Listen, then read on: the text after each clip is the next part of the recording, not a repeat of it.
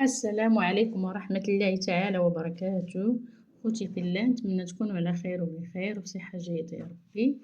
إن شاء الله فكرة جديدة، فيديو جديد إن شاء الله. في هذا الفيديو غادي نقدم لكم حريشات اللي هما ديال الذرة، ماشي ديال السميدة، ديال الذرة اللي كتكون صحية، والصراحة كتجي ساهلة في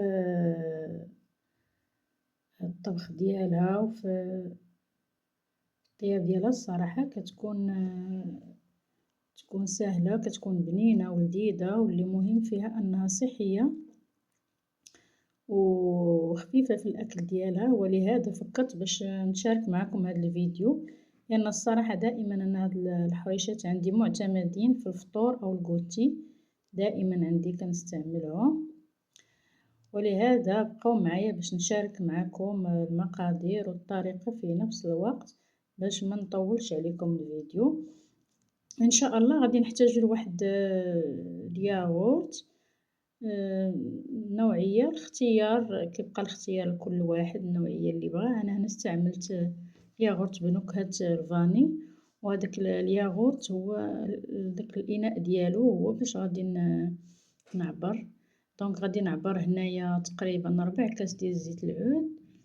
كي كتشوفوا انا ما استعملش الزيت العادي، استعملت زيت العود ولو انها غاليه، ولكن الصحه اغلى دائما كنقولها.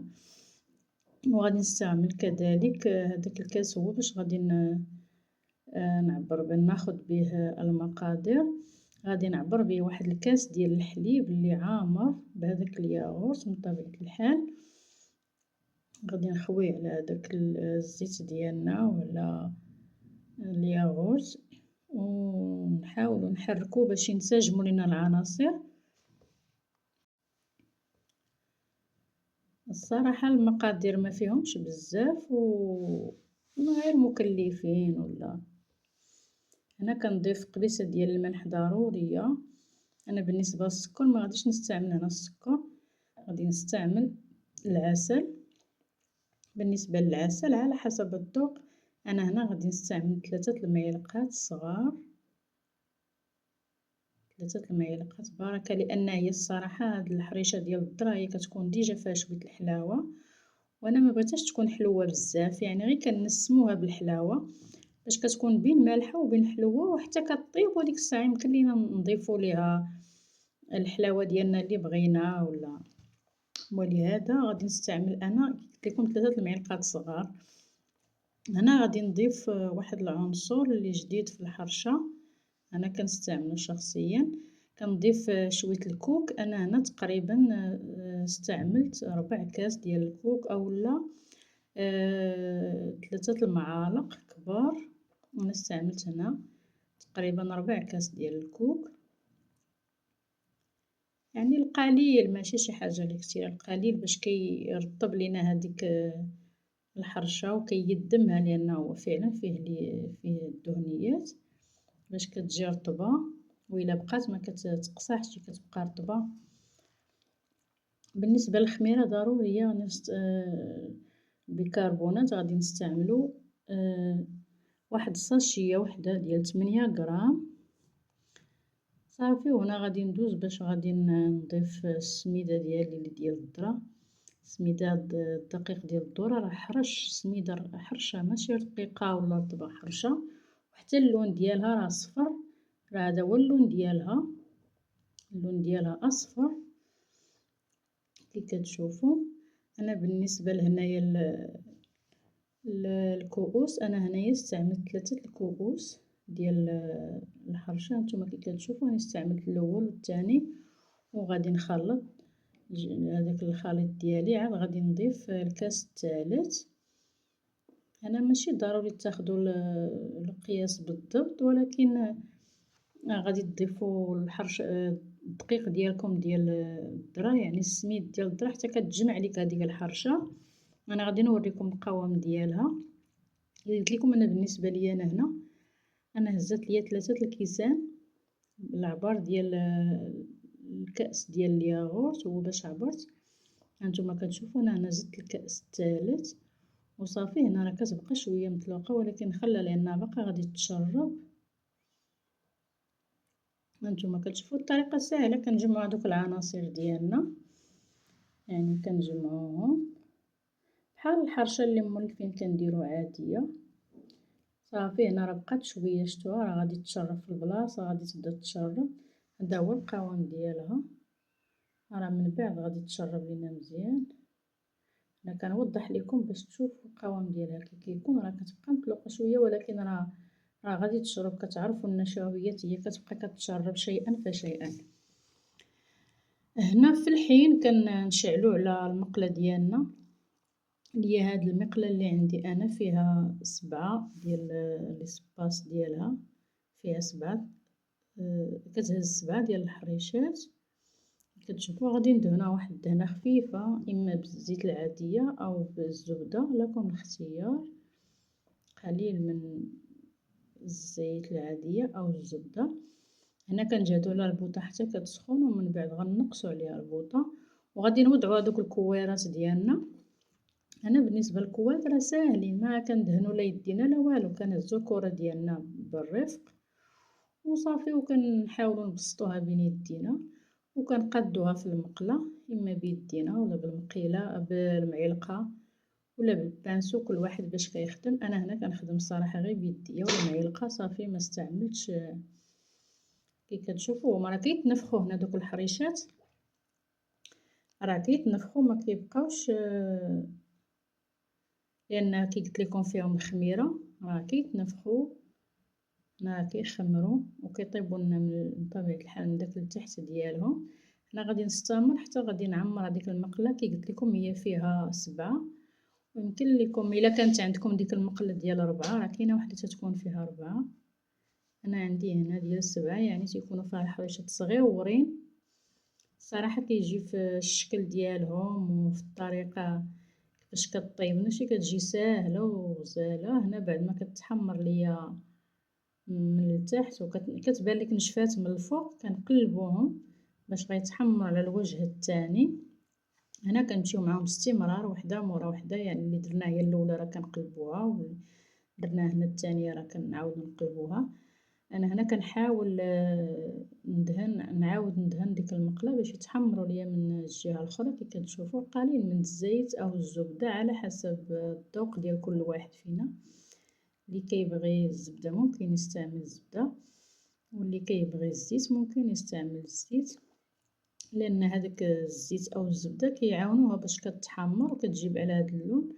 وهنا ماشي مشكل، كي كتشوفوا هي راه رطبه بزاف، هانتوما كتشوفوا انا هذيك تما ما حاولتش عليها وهي تقسم ليا، لكن ماشي مشكل.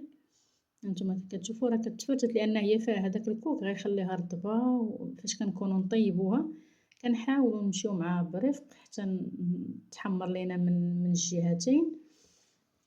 الصراحه كتكون رطبه بزاف وهشيشه، والمذاق ديالها ما نعاودش لكم، داكشي ما غادي تعرفوه حتى غادي تجربوا الوصفه وتعاودوا تجربوها وتعاودوا تجربوها، وغادي تشكروني عليها وترحموني عليها وتخليو لي تعاليق زوينين اكيد، لان يعني الصراحه الوصفه غادي تعجبكم وغادي تبهركم. الصراحه هاد الحرشه كتجي انا كنفضلها على الحرشه ديال السميده. الصراحه صدقوني كتجي هي بنينه ولذيذه، لان الذره هي فيها واحد الحلاوه طبيعيه كتجي، يعني ما كتحتاجش كي قلت لكم، يعني ما كتحتاجش السكريات. ممكن ديروها بلا، انا درت فيها العسل، نتوما ممكن ديروها بلا حلاوه بلا سكر بلا عسل بلا والو، كديروها هكاك حتى كطيب. وإلا بغيتو تزيدوا لها كونفيتير ولا تزيدوا ليها يعني كل واحد كيفاش كيبغى. اللي بغى الحلاوه راه غيزيدها الحلاوه يدهنها بها، واللي بغى الملوحه راه غيدير الفرماج ولا الزيتون، ولا كل واحد الذوق ديالو. هنا غادي نعاود معكم الطريقه باش نشرح لكم انا بالنسبه ليا هنايا هاد المقادير اللي درت. راه خرجوا ليا 14 حبه. هانتو كتشوفوا راه كل ما كتبقى كتزيد كتنشف. داكشي قلت لكم انا كي خصكم دغيا طيبوها. هنا كتعرفوا النشويات كيبقاو يتشربوا هذوك السوائل. هنا راه دغيا نشفات ليا، انا راه حيدت هذوك 7 الاولين اللي درت، وهنا غادي نبدا نطيب دوك 7 الثانيين. أنا الصراحة في المجموع كي قلت لكم خرجت ليا 14 وحدة، 14 وحدة اللي خرجت ليا في يعني 2 مقلات بالحساب، صراحة 2 مقلات اللي خرجت ليا بالحساب. هنا غادي نعاود معكم الطريقة بعجالة باش تفهموها أحسن وتبان ليكم باش تعرفوا باش تبغيو تصايبوا هاد الحريشة تصايبوها وانتم مقتنعين، يعني ما تخافوش منها. كي كتشوفوا هو المقلة ديالنا حيت كنحطو فيها هاديك الحبة وديك الكويرة، راه كنتعاملو معاها غير بالمعلقة، كنحطها انا نيشان ماشي ما كنديرش لها نسيت ما قلت لكم هنا ما كنديرش لها الدقيق نهائيا. هي كي كتشوفوا راه ما فيهاش الدقيق، يعني غير كنهزوها وكنحطوها في المقلة ديالنا، ما كنديروش ليها الدقيق ولا كنفندوها في الدقيق، لا كطيب هي بلا دقيق بلا تفنات، كطيب ديريكت، يعني غير كنجمعوها بيدينا اولا غير بالمعلقة الا بغيتو. انا هنا كنستعمل الصراحة يديا، لان يديا كنتحكم فيهم احسن ليا من هذا كي كتشوفوا بالصبيعات ديالي. وما تديوش على يديا راه عامرين عامرين بالحرشة بالدقيق ديال داك الخليط، ما تديوش عليه ماشي مشكل، يديا راه مغسولين معقمين بطبيعة الحال. كي قلت لكم هنايا انتما كي كتشوفوا الطريقة ساهلة، كنعاود نهز هذوك الكويرات كاملين حتى نكملهم، غير كنجمعهم في يدي وكنحطهم في المقلة وكنبقى نقلب فيهم صافي حتى نتوما كتشوفوا دابا هادوك 7 هما 7 اللي قلت لكم ها هما. وهنا راه كليت وحدة بلا ما تضحكوا عليا كليت وحدة سخونة متسنيتهاش حتى بردات حيت خصني نذوق باش ما نتسماش كذبت عليكم، خصني نذوق القوام المذاق ديالها كي داير. هنا غادي نستمر باش نقلب هادوك 7 اللي باقيين كي قلت لكم حتى يتحمروا. وهنا حتى الوقت راه ما كيديوش بزاف الوقت، دغيا كيطيبوا. من طبيعة الحال هنا البوطة راه ناقصة، البوطة ما وريتكمش البوطة ولكن راه ناقصاها، يعني مهيلة على بوطة مهيلة ماشي سميتو. هانتوما كي كتشوفوا هنا فاش كنبغيو نقلبوهم راه كنقلبوهم برفق. وهنا غادي نوريكم هداك القوام ديالها الصراحة كي كتجي ها هي كي كتشوفوا. نتمنى نكون شرحت لكم احسن و... وفهمتكم الطريقة احسن، نتمنى نكون توفقت. هانتوما كي كتشوفوا الصراحة كتجي رطبة وهشيشة. انا كنبقى نقلب في هذوك الحريشات ديالي حتى كيتحمروا من الوجهين ويطيبوا لي على الخاطر وصافي. هنا راه نهاية الفيديو، سمحوا لي طولت عليكم في الفيديو بزاف، واللي بقى حتى لهنا ما نساوش ديروا لنا شي بصيمات في حقي، شي تعليق وشي حاجه الا ما عجباتكم تقولوها ليا، او شي حاجه اللي بانت لكم في المستوى قولوها ليا في التعليق وجزاكم الله خيرا.